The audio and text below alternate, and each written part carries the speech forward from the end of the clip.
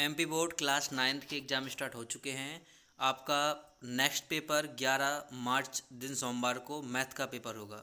तो कक्षा 9 में गणित में आपके क्या क्वेश्चन आएंगे, कैसे क्या आपको करना है, तो आप ध्यान से देखिएगा। इस वीडियो में आपको सभी क्वेश्चंस आप प्रोवाइड कराऊंगा। ऑब्जेक्टिव, रिक्त स्थान, सही विकल्प, सत्य सत्य सभी की जानकारी आपको दी जाएगी। तो आप इस वीडियो में एंड तक बने रहिए। और मैं आपको ये जानकारी देना चाहता हूँ कि मैथ के अलावा अदर जो आपके सब्जेक्ट रहेंगे उसके पेपर भी आपको मेरे चैनल पे मिल जाएंगे। तो इसके लिए आप चैनल को सब्सक्राइब कर लीजिएगा। ठीक है, अब आगे आप देखिएगा। सबसे पहले आपका रिक्त स्थान आएगा। फर्स्ट क्वेश्चन लिखा है कि 5y-2x = 3 का अद्वितीय हल है, दो हल हैं, अपरिमेय रूप से अनेक हल हैं या कोई भी हल नहीं है। तो इसको आपको बताना होगा इसके कितने हल आ रहे हैं। ठीक है, तो इसके आएंगे अपरिमेय रूप से अनेक हल। सी ऑप्शन इसका सही हो जाएगा। क्या कैसे इसका सॉल्यूशन रहता है, तो डिटेल वीडियो के लिए देखिए, बहुत लंबा वीडियो बन जाएगा। बस आप इतना समझ लीजिए कि अगर हम यहाँ पे मान चेंज करेंगे, y की जगह पर 1 रख देंगे तो इसका मान बदल जाएगा। 0 रखेंगे तो मान बदल जाएगा, 3 रखेंगे तो मान बदल जाएगा। मतलब जितनी बार हम वैल्यू यहाँ पर रखेंगे उतनी बार मान बदलता जाएगा। तो अनेक हल इसके आ जाएंगे। नेक्स्ट है कि पाइथागोरस प्रमेय कौन से त्रिभुज में लगता है। तो राइट आंसर सभी लोग जानते हैं, समकोण त्रिभुज में। नेक्स्ट है कि दो संख्याओं का योग 25 है और अंतर 5 है, संख्या क्या होगी। तो दो संख्याओं को हम जोड़ते हैं तो 25 कौन सा आएगा, 15 10, और 15 में से 10 माइनस कर देंगे तो आंसर 5 आ जाएगा। फिर लिखा है कि के का मान बताना है, जहाँ पर x बराबर 2 और y बराबर 1 रहेगा। तो यहाँ पे x जहाँ पे 2 रखेंगे, 2 दूनी 4 हो जाएगा, और 4 और 3 7, आपका राइट आंसर आ जाएगा।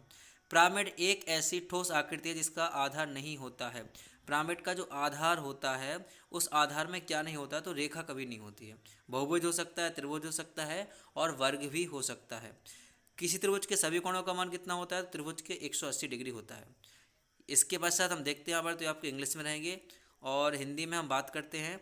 तो रिक्त स्थान आपके देख लीजिए। जब किसी निकाय का कोई हल नहीं होता है तब निकाय कहलाता है। जब निकाय का कोई भी हल नहीं होता है तो उसका निकाय जो रहता है आपका वो कहलाता है अद्वितीय हल, मतलब इसका कोई भी हल नहीं है। नेक्स्ट रहेगा कि गोले का आयतन का सूत्र क्या होता है। तो 4/3 πr³। एक क्वेश्चन लिखा है कि 7 - 6 है तो इसकी कोटि क्या होगी। कोटि मतलब y का मान, तो -6 लिख देना है। दो चर वाले रैखिक समीकरण का आलेख खाली स्थान एक समीकरण होता है जिसमें दो चर रहेंगे तो आपका रैखिक समीकरण होगा। केवल आपको रैखिक लिखना है। ठीक है। एक त्रिभुज की तीनों अंतःकोणों का मान तो 180 डिग्री होता है। सम्मुख भुजाओं वाले दो वर्ग क्या होते हैं, तो सम्मुख भुजाओं वाले दो वर्ग हैं वो आयत कहलाते हैं या समरूप होते हैं। तो आप 6 में समरूप कर देना।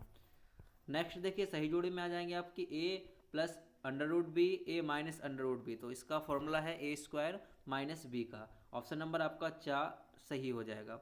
एक्स अक्ष क्या होता है, तो एक्स इसमें आपका क्या आएगा, 0 आ जाएगा। वृत्त की सबसे बड़ी जीवा व्यास कहलाती है। हिरोन के सूत्र में s बराबर क्या होता है, तो a+b+c/2। गोले का आयतन का सूत्र 4/3 πr³। और सबसे अधिक आने वाला प्रेक्षण क्या कहलाता है, बहुलक कहलाता है।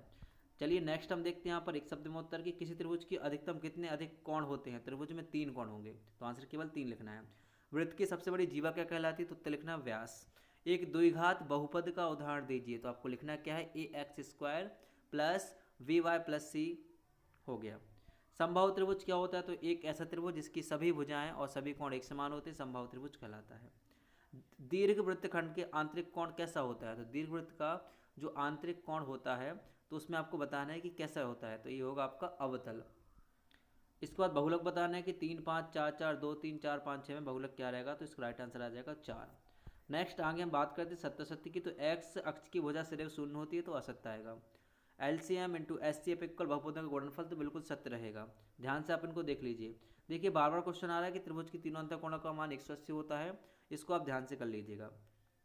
सम बाहु त्रिभुज का प्रतिकोण 50 डिग्री का होता है, तो ये असत्य है। वृत्त की सबसे बड़ी जीवा त्रिज्या कहलाती है, तो ये भी असत्य रहेगा। तो 5वां 6वां आपका असत्य है और पहला भी